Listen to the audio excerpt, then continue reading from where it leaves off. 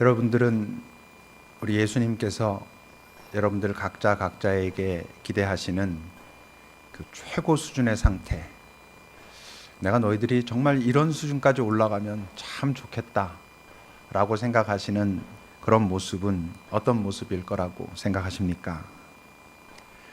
여러 가지를 생각할 수 있지만 여러 충성하는 것, 뭔가를 이루는 것, 열매를 맺는 것, 그 모든 것들이 있을 수 있지만 그것 이전에 가장 본질적인 것은 우리 주님께서 여기 있는 우리 각자에게 너는 지금 평안하냐? 라고 물으시면 그 어떤 상황에 있든지 예 주님, 내가 사실 지금 되게 힘들고 아프고 고통스럽고 죽을 것 같긴 한데 내 주님께서 내게 그렇게 물으실 때 내 안에는 주님께서만 내게 허락하셨던 그 평안이 있습니다. 많이 부족하지만 주님, 제가 힘들고 아파도 지금 그 평안을 지킬 수 있습니다 라고 하는 존재가 되는 것, 그것이 우리 주님께서 우리에게 가장 기대하시는 모습입니다. 왜냐하면 그런 자로부터 시작되는 열매, 그런 자의 충성, 그것이 정말 우리 주님께서 함께하고 동행하고 기뻐하실 만한 바로 그런 것들이 될 것이기 때문입니다. 빌립보서 4장에 보면 그래서 바울 사도가 그렇게 고백하는 장면이 있잖아요.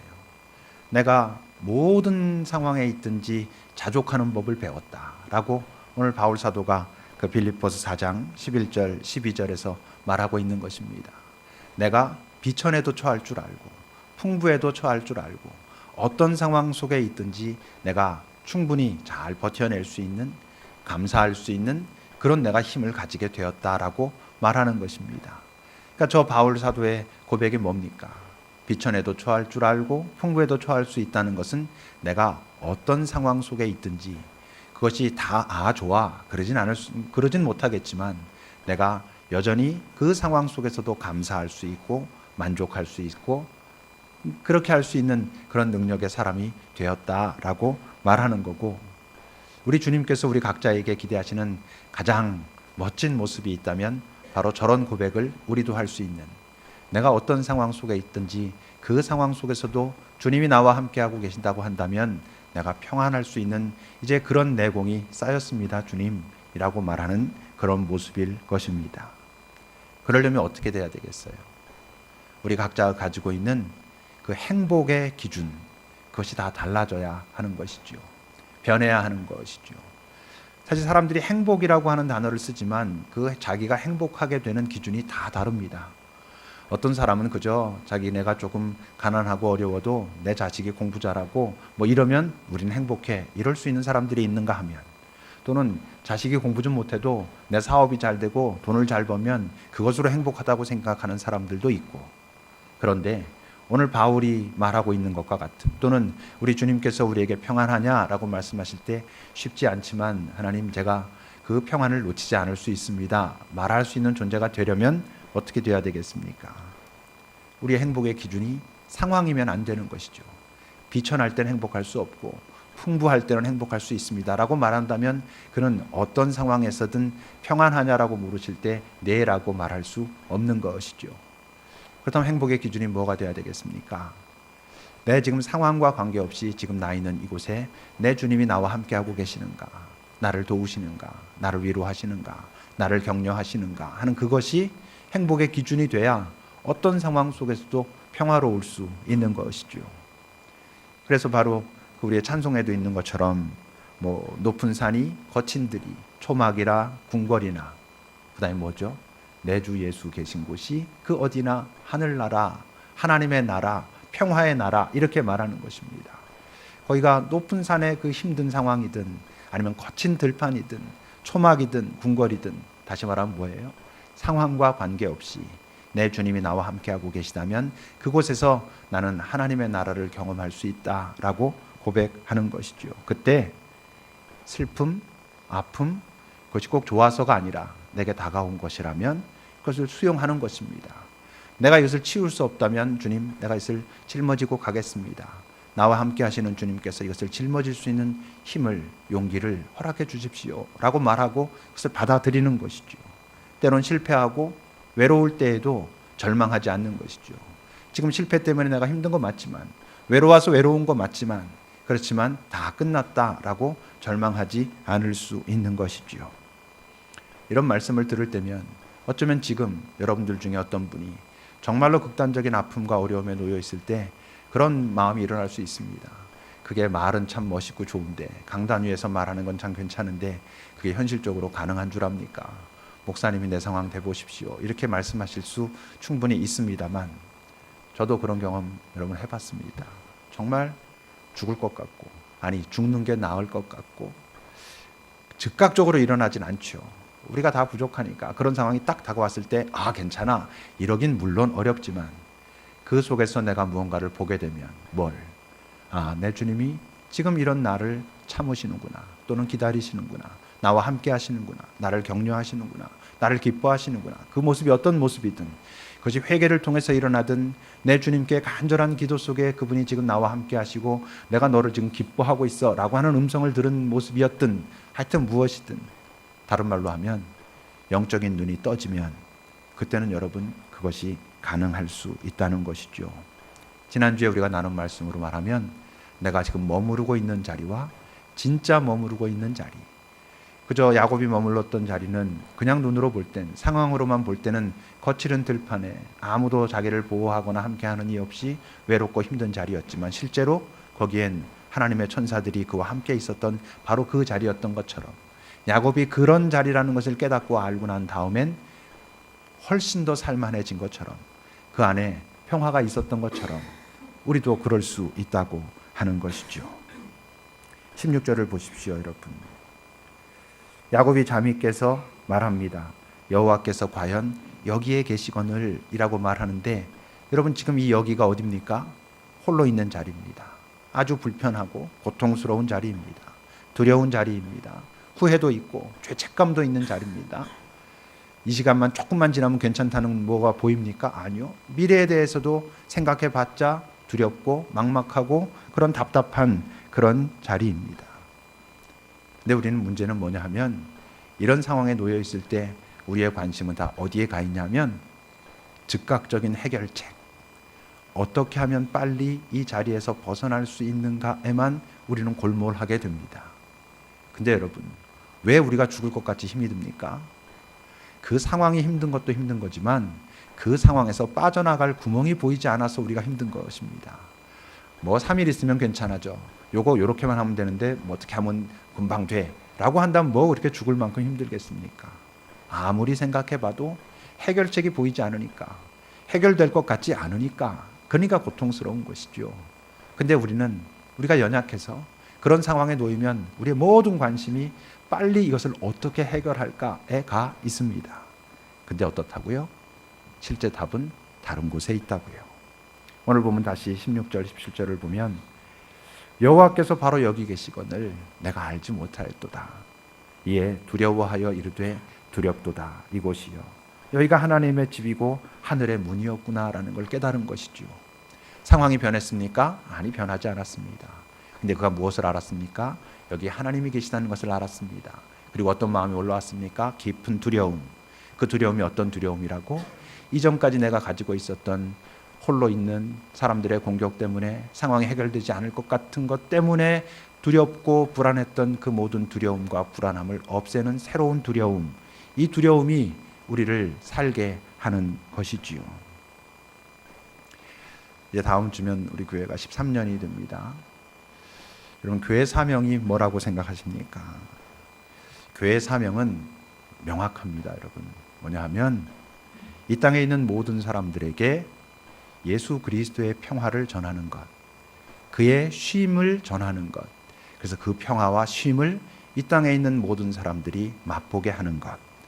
마태복음 11장 28절에서 예수님이 뭐라 하셨죠?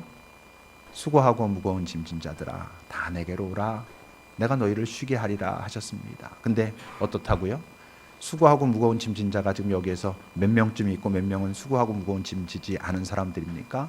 이 땅의 모든 사람들은 하나님이 보실 때 수고하고 무거운 짐진 자들이고, 바로 그랬기 때문에 예수님이 인간의 모습으로 이 땅에 오셨고, 그러니까 예수님께서 수고하고 무거운 짐진 자들아 라고 부를 때는 어떤 부르심입니까?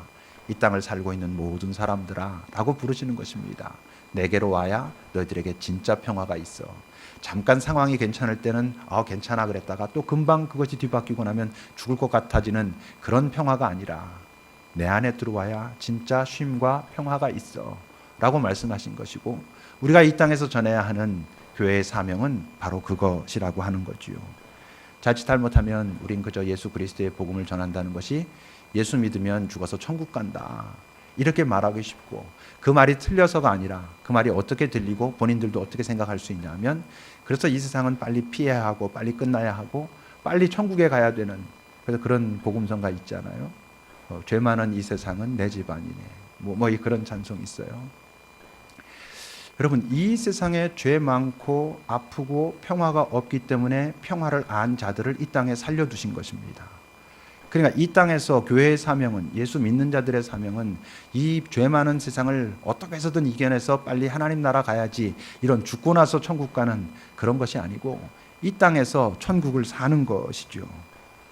누군가 내가 힘들고 아픈 상황에 있을 때 너는 근데 어떻게 그렇게 버텨내니?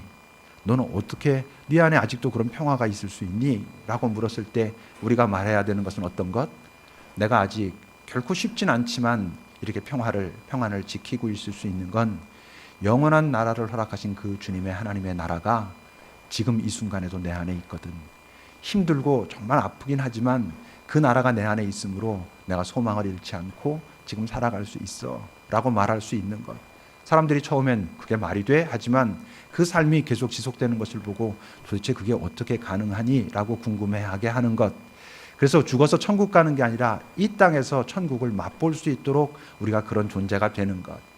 그것이 교회의 사명이고, 그러니까 우리 기독교인들이 가장 먼저 갖춰야 될 게 뭐겠어요? 바로 그 행복한 존재가 되는 것이죠.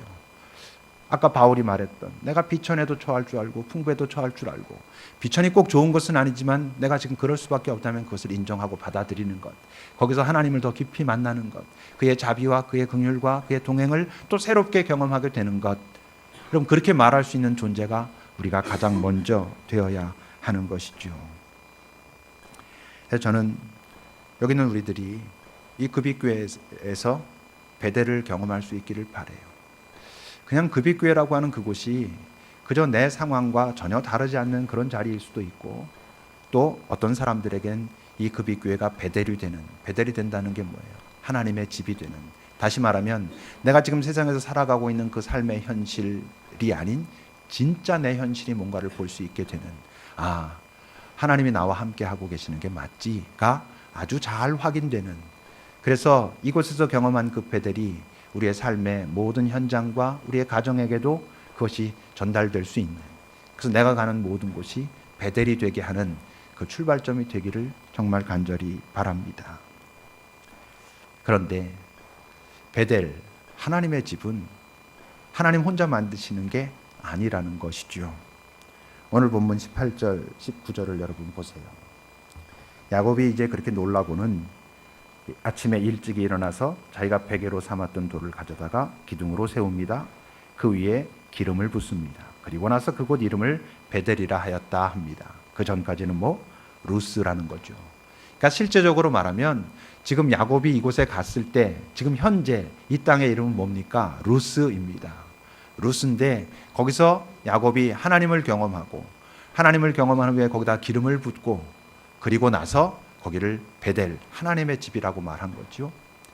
기름을 붓는다는 게 뭘 의미합니까? 기름을 붓는다는 건 하나님의 임재를 인정한다는 것입니다.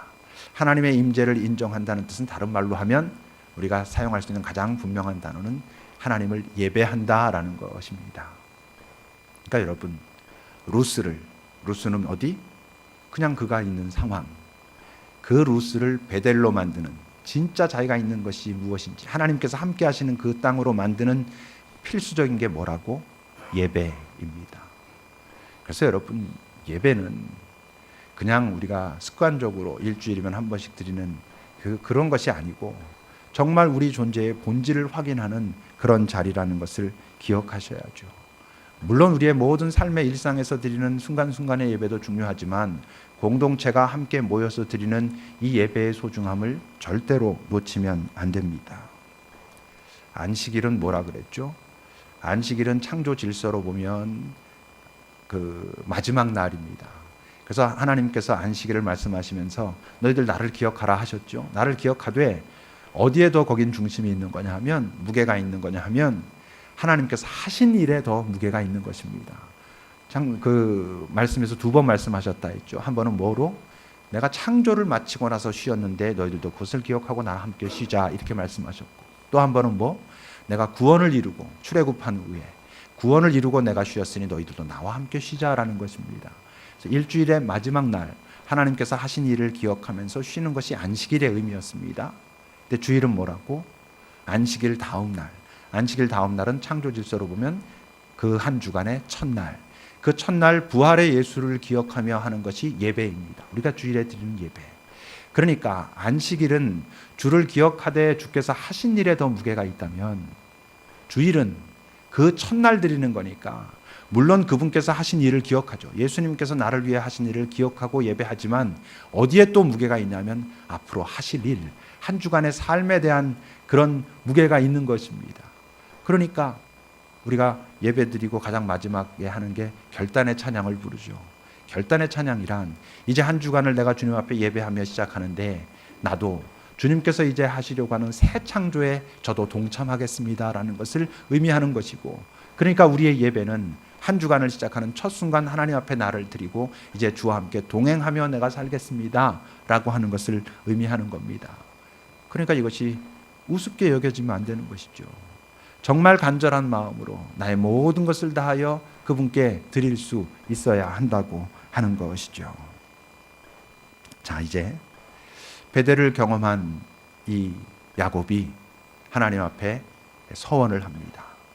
서원이란 뭐냐 하면 하나님께서 내게 주신 은혜에 감사해서 그 감사에 대해서 내가 하나님 앞에 반응하는 것. 그러니까 오늘 야곱이 하고 있는 이 행위는 안식일을 지키는 그 제사, 구약시대의 제사에 가깝다기보다는 지금 우리가 드리는 예배에 가까운 모습이라고 말할 수 있습니다. 왜? 그분이 먼저 참 고통과 고난과 어두움과 죄책감 속에 있는 야곱을 찾아오셔서 그에게 위로하시고 함께 하시고 내가 너를 지키겠다라고 했을 때 야곱이 감사해서 드리는 것이거든요. 그러니까 우리가 드리는 예배와 매우 비슷한 것이라고 할 수 있습니다. 그가 이제 어떻게 하는가? 여러분 20절부터 보세요.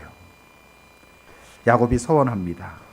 그러면서 하나님이 나와 함께 계셔서 내가 가는 이 길에서 나를 지키시고 먹을 떡과 입을 옷을 주시어서 내가 평안히 다시 아버지의 집으로 돌아오게 되면 이라고 말하면서 세 가지 서원을 합니다. 약속을 합니다. 첫 번째가 뭡니까? 그 11절 뒷부분, 그렇게 하시면 첫째, 여호와께서 나의 하나님이 되실 것입니다. 여호와 당신을 나의 하나님으로 인정하고 삼고 그렇게 일생 동안 살겠습니다 라고 말하고 있는 것이죠. 야훼, 그분을 하나님으로 삼겠다는 얘기는, 인정하겠다는 얘기는 무슨 소리입니까? 여호와 하나님 당신이 나의 주인이 되실 것입니다 라는 거예요. 여러분, 주인에게 갖는 우리의 마음은 두 가지입니다. 첫째는 뭐? 그분께 복종하는 거.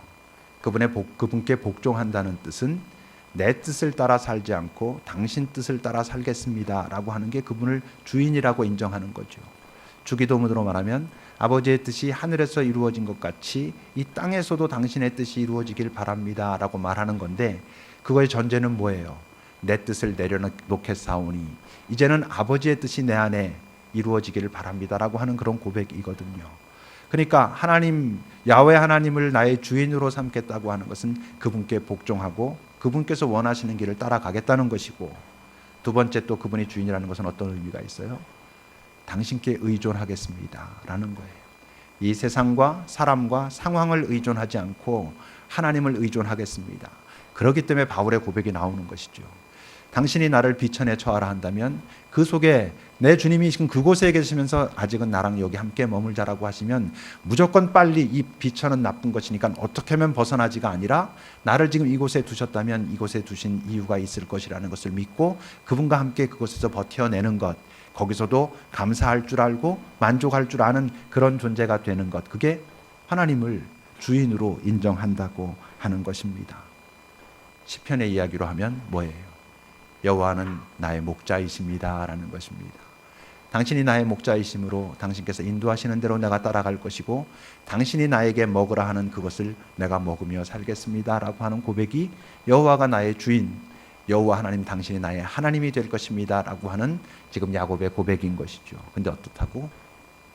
금방 까먹는다고요. 이거를 기억하지 않으면, 매일매일 나 스스로 확인하지 않으면 우린 또 어느새 그저 내가 있는 그 상황에 있을 뿐인 것이죠. 거친 들판에, 거기에 하나님의 천사들이 나를 지키고 있다는 진짜 내가 있는 곳은 놓쳐버린 채 그렇게 살아가게 되면 바로 뭘 잊어요? 하나님이 나의 주인이라는 것을 잊고, 내가 나의 주인이고 내가 나의 주인이니까 내가 보기에 좋은 방식대로, 좋은 방법대로 살아가야 한다라고 생각하고, 그리고 나중에 보면 또 그것 때문에 조급하고 아파하고 상처받고 그렇게 살고 있지요. 야곱이 서운한 두 번째 이야기는 무엇입니까? 22절입니다.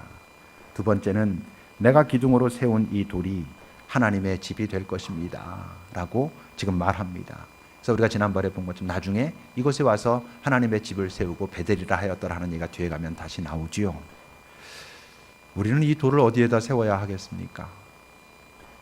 야곱이 세웠던 이 돌을 우리가 세워야 할 곳은 급입교회가 아니라 이렇게 이미 세워졌으니까 이제 우리의 마음 속에 세워야 하는 것이죠. 잠언 4장 23절은 뭐라 합니까? 너희들이 지켜야 할 것들이 많지만 무엇보다 너희 마음을 지켜라. 왜냐하면 생명의 근원이 너희 마음에 있거든. 그걸 놓쳐버리면 너희들이 다 놓치게 될 거야. 너희들의 입에 두어도 소용없어. 입이 자꾸 바뀌거든. 머리에 둬도 소용없어. 자꾸 바뀌거든. 너희 존재의 중심을 말하죠. 마음이란 네 존재의 중심에 그것을 지키라는 거예요. 지킨다는 건 뭐예요? 오늘 말씀과 관련해서 말하면 거기에 그 돌을 두어라 라는 것입니다. 그러면 이제 우리는 어떤 존재가 됩니까? 움직이는 베델이 되죠. 움직이는 베델이란 예배적인 삶을 사는 사람들, 삶의 예배를 드리며 사는 사람들. 바울의 이야기를 또 빌어서 말하면 이제 우리의 삶 자체가 하나님께 드린 산 제물이 돼서 우리의 삶이 영적 예배를 드리는 그런 존재가 되는 사람들을 의미합니다. 그리고 세 번째 이야기입니다. 야곱의 세 번째 소원이 무엇입니까? 22절 뒷부분을 보면 하나님께서 내게 주신 모든 곳에서 10분의 1을 내가 반드시 하나님께 드리겠나이다 라고 고백합니다. 이 말을 가장 잘못 해석하는 건 뭐겠어요? 11조 열심히 해야 된다 이런 얘기로 해석한다면 이 말씀을 전혀 잘못 이해하는 것입니다. 이 말씀, 세 번째 야곱이 하고 있는 서원의 핵심은 10분의 1이 아니고 하나님께서 내게 주신 모든 것, 그것이 핵심인 것을 절대 잊으면 안 됩니다. 그러므로 지금 이 말은 돈에 대한 이야기를 하는 것이 아닙니다. 헌금에 대한 이야기를 하는 것이 아니고 우리 존재가 가지고 있는 모든 것에 대한 이야기를 하는 것입니다. 우리가 가지고 있는 모든 것, 그것이 나의 생각이든 나의 지식이든 나에게 주신 은사든 재주든 물론 물질이든 그 모든 것이 다 하나님께로부터 왔습니다라는 것을 인정하는 것으로부터 시작하는 것입니다. 그리고 그것을 내가 인정하는 나의 마음가짐으로 하나님 앞에 모든 것이 하나님의 것이지만 그것이 하나님의 것이다라는 것을 인정하는 그것으로 10분의 1을 드립니다. 돈만? 아니, 내 마음의 모든 것도 온전히 하나님 앞에, 그리고 내가 가지고 있는 재주도 다 하나님의 것인데 특별히 떼어서 하나님 앞에 드림으로써 내가 모든 것이 하나님의 것이라는 것을 인정하는 것을 실제적으로 보이며 살겠습니다 라고 하는 뜻입니다. 여러분, 10분의 10이 크겠습니까? 10분의 9가 크겠습니까? 수학적으로는 10분의 10이 크지요. 그런데 영적으로는, 신앙적으로는, 하나님과 관계에서는 10분의 9가 훨씬 큰 것입니다. 왜?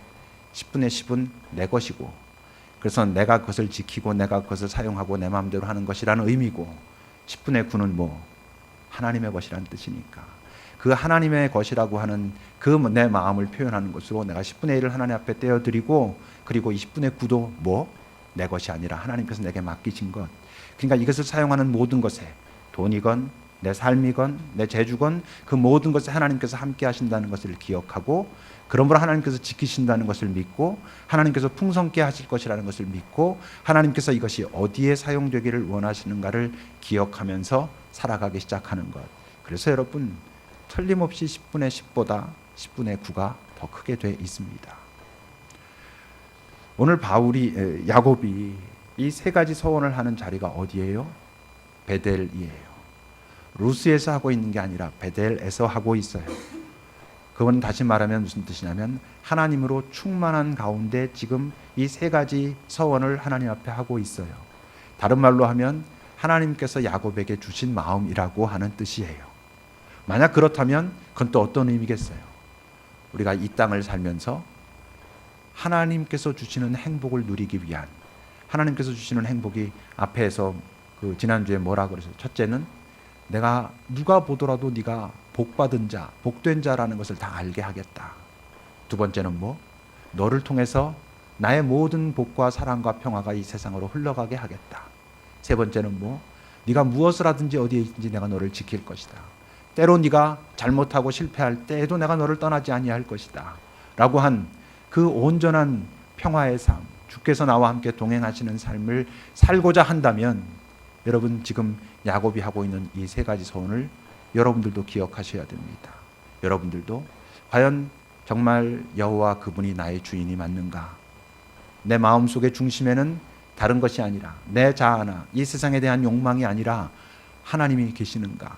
그래서 나는 정말 내 존재의 중심은 하나님의 집이 맞는가?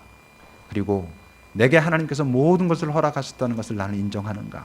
그래서 내가 그것의 일부를 하나님 앞에 온전히 떼어드리고 그뿐만 아니라 내가 가지고 있는 이 모든 것까지도 하나님의 것이라는 것을 믿고 신뢰하면서 내가 살아가고 있는가를 확인할 때 그때 여러분들의 삶에 어떤 것이 드러날 거라고요? 쟤는 정말 하나님께서 복 있는 자로 만드셨구나. 그렇게 인도하시는구나. 쟤는 정말로 그 삶이 예배인 자고 그래서 저를 통하여 모든 하나님의 복과 평화가 흘러가는구나. 하나님이 쟤를 지키시는구나 라고 하는 것이 나타난다고 하는 것이죠. 근데 오늘 야곱이 하나 놓치고 있는 게 있어요. 그게 뭐냐 하면 우리가 아까 잠시 읽었지만 그 20절부터 보면요, 하나님이 나와 함께 계셔서 내가 가는 길에서 나를 지키고 떡과 입을 옷을 주서 내가 평안히 아버지의 집으로 돌아오게 하시오면 이라고 말해요. 이건 뭘 의미하는 거냐 하면 지금 그 다음에 야곱이 하고 있는 서원을 유보하고 있는 거예요. 어느 정도 한 20여 년 지금 유보하고 있죠. 그러니까 돌아오고 난 다음에 지금 야곱이 어디로 가고 있어요? 삼촌 라반에게로 가고 있어요. 라반에게 가서 20여 년을 죽도록 고생합니다. 왜? 이 서원을 유보합니다. 다시 말하면 여호와 하나님, 내가 여기에 돌아오고 난 다음에 당신이 나의 하나님이다라고 그가 그렇게 말하고, 그리고 그 20년 동안 어떻게 살아요? 여전히 자기가 자기 인생의 주인인 것처럼 살아요. 자기 술수를 펴면서 살아요. 자기 눈에 보기에 좋은 것을 취해야 된다라고 생각하고 살아요. 그래서 20년 동안 사실 야곱이 많은 것들을 이루지만 여전히 평화는 없어요. 여전히 고통받고 아파하고 그것 때문에 상처받고 거기서 상처를 주고 막 이런 삶을 그는 삽니다. 믿음의 믿음이라는 게 자주 말하지만 믿어져서 믿는 거 아니라 그랬잖아요. 믿음이라고 하는 말에 그 이면에는 어떤 의미가 있는 거라고? 믿을만 하지 않다는 것을 인정한다는 것이 있으니까 믿으라는 것입니다. 믿음의 삶이란 그러므로 내 의지로 먼저 믿고 받아들이고 그 다음에 그 믿음에 근거한 선택을 하고 그 선택을 했을 때 내 믿음이 맞구나라는 것을 확인하는, 그리고 내 믿음이 또 성장하는, 이것이 믿음의 삶이거든요.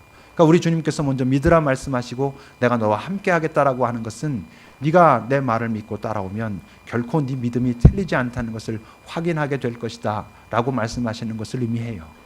그렇다면 야곱은 어떻게 했어야 됐어요? 오늘 하나님을 경험했어요. 하나님의 은혜를 경험했어요. 새로운 두려움을 경험했어요.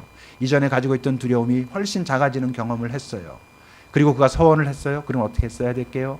이 서원을 지금 이 순간부터 지키며 살았어야 됐어요. 하나님이 나의 하나님 맞습니다. 나의 주인 되십니다. 내 존재의 중심에는 하나님이 계시고 그러므로 내가 움직이는 하나님의 집입니다.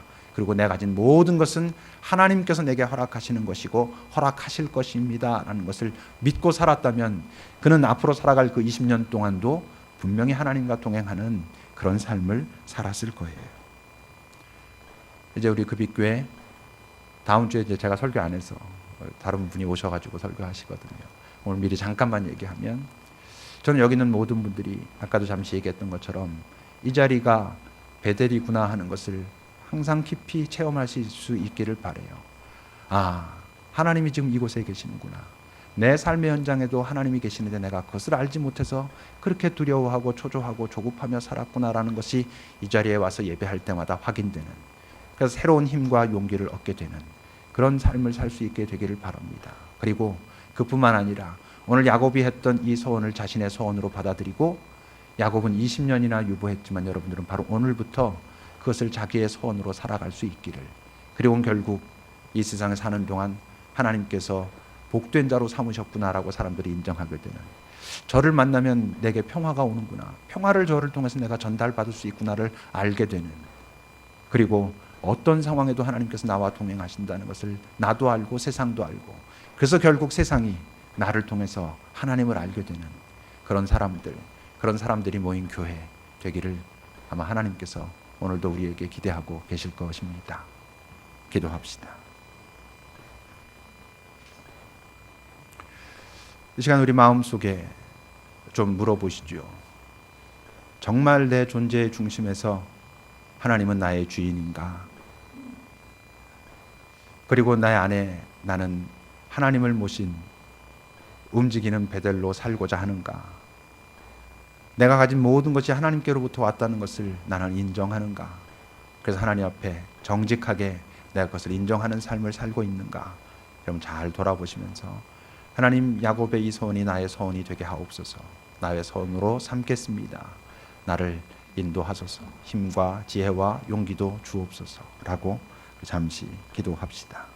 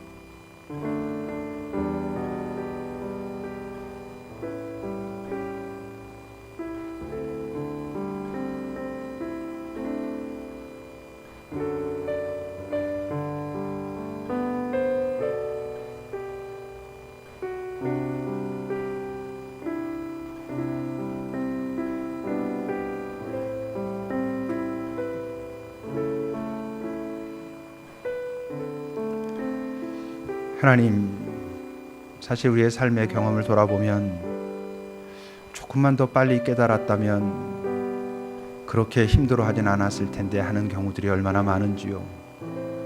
그 상황을 지나고 나서 돌이켜보면 내가 죽을 건 아니었구나, 그렇게 힘들어할 건 아니었구나, 내 주님이 그곳에 함께 계셨구나라고 인정하게 되는 그런 경우들이 얼마나 많은지요. 근데 바로 그 상황에선 그걸 몰라서 아파하고 힘들어하고 죽을 것 같이 그렇게 사는 그런 순간들이 얼마나 많은지요. 그래서 사람들이 볼 때 너도 나랑 별로 다른 것 없네 라고, 내 주께서 내게 그토록 이 세상을 향하여 보여주기 원하시는 주의 평화를 보이지 못하고 사는 경우들이 얼마나 많은지요. 사실은 우리가 믿음이 부족해서 그런 것을, 그래서 야곱이 말하고 있는 이 소원을 우리도 항상 야곱처럼 뒤로 미루어 놓고 이렇게 해주시면, 이러고 난 다음엔 이라고 얼마나 말하며 사는지요. 그리고 또 그렇게 되면 얼마나 금방 잊어버리는지요. 주님, 우리가 믿음이 무엇인지 다시 한번 기억하게 하시고, 오늘 여기 있는 우리 각자에게 정말 하나님께서 사랑하셔서 야곱의 소원이 네 소원 되기를 바란다라고 말씀하시는 그 마음을 마음에 심고 이제 이 순간 시작해 볼 수 있기를 인도하소서. 예수님의 이름으로 기도합니다.